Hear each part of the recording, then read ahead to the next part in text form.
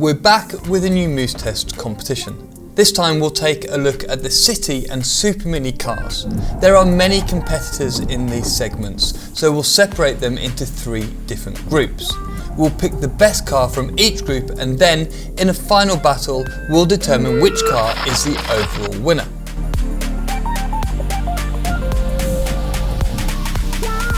Let's meet the contenders. Group A, the small ones. Here we'll gather the city cars, the smallest in the market, those which are under 4 meters long. They are the Seat Mii, the Renault Twingo, the Hyundai i10 and the Dacia Spring. Group B, the normal ones. These are the most popular superminis, those that come to mind when we think of a car of this size. We've chosen the Opel Corsa, the Renault Clio, the Seat Ibiza, the Peugeot 208, the Ford Fiesta and the Dacia Sandero Stepway. Group C are the upmarket cars. In Group C we've gathered some high-end small cars. They all have something that makes them particularly desirable, whether it's for their looks, features or build quality. Now that the introductions have been made, let's dive into it. Have you made your bets?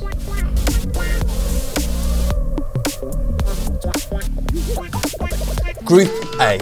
None of the cars in this group disappointed us in the Moose Test. However, the first one to go is the Seat Mii, as it only managed to achieve a successful attempt at 70 km an hour, the lowest speed of the group by a considerable amount. While its handling was not hard to keep under control, the car was less agile than we expected. So Mii, we really like you, but you don't go on to the next round. Now let's go to what is perhaps the biggest surprise of the group. We have to rule it out, but let me tell you that if we were awarding fun, the Spring would easily be the overall winner. It handled the Moose Test at 77 km an hour, but an experienced driver needs to be at the wheel in order to control the Spring's passion for drifting. We have struggled to choose between the Renault Twingo and the Hyundai i10.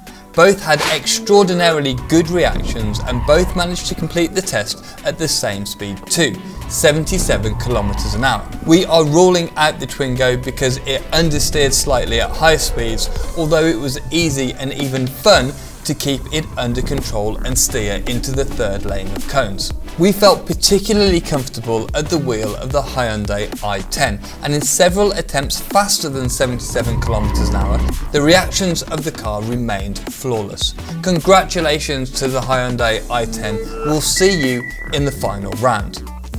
And on to Group B. Although it feels quite sporty and it is very well balanced on the road, the Seat Ibiza was quite disappointing in the Moose Test.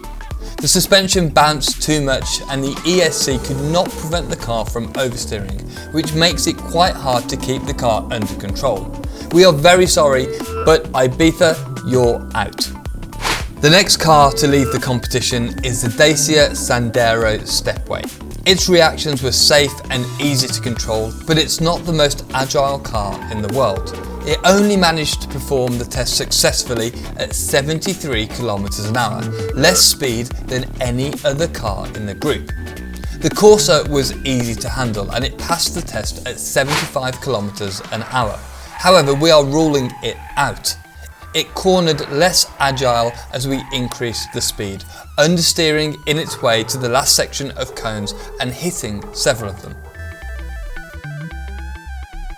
From here, there are fewer differences between the remaining contenders. The Peugeot 208, which is based on the same platform as the Corsa, was a bit more agile and precise than the Opel. It handled the test at 77 km an hour and managed to keep a strong show even at 81.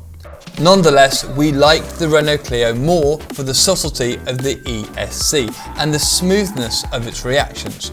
We think that with better tyres we would have passed the test at a higher speed. Anyway, the 208 and Clio, we must say goodbye to you. Why? Well, we prefer the Ford Fiesta, a car that always stands out for its amazing balance and handling on the road.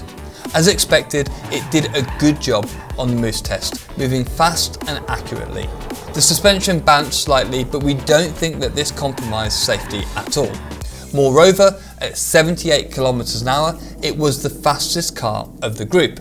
Fiesta, you are the real deal. You are on your way to the final. And Group C, the Honda E, the cute electric car that everyone seems to love for its retro design and quirky interior full of screens. Although we like it too, it's the first car to leave. It did pretty well in the Moose test with a top speed of 75 km/h and a safe and consistent response in every attempt. But its contenders were even better. The next one out is the Fiat 500e. Its performance was similar to that of the Honda E, but we prefer it because its handling is a bit better and it feels more precise from behind the wheel.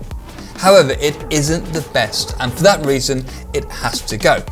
Ciao Fiat. With its smooth and predictable reactions, the Mini Cooper SE makes things easy for the driver.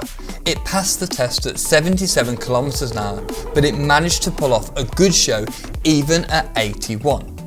Despite how good the Mini was, it doesn't get through to the next round, and the reason has a name: Audi A1. The response of the A1 was particularly precise. It's a very capable car in the Moose test. Just look at it.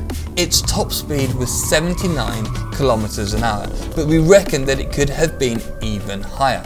It is the Audi then that joins the final battle. Okay, so the final battle has arrived, and these are the three contenders for victory: the Audi A1, the Ford Fiesta and the Hyundai i10. And the winner is the Hyundai i10. We are particularly fond of this little car. It pulled off an excellent top speed on the test. It was easy to drive, its response always predictable, and it gave us an astonishing feel of safety even at more than 80 km/h. What else could you ask from a car like this? So what do you think, guys? Did you expect these results? Please comment below and leave us your opinions. Thanks for following us and stay tuned. We'll see you in the next battle.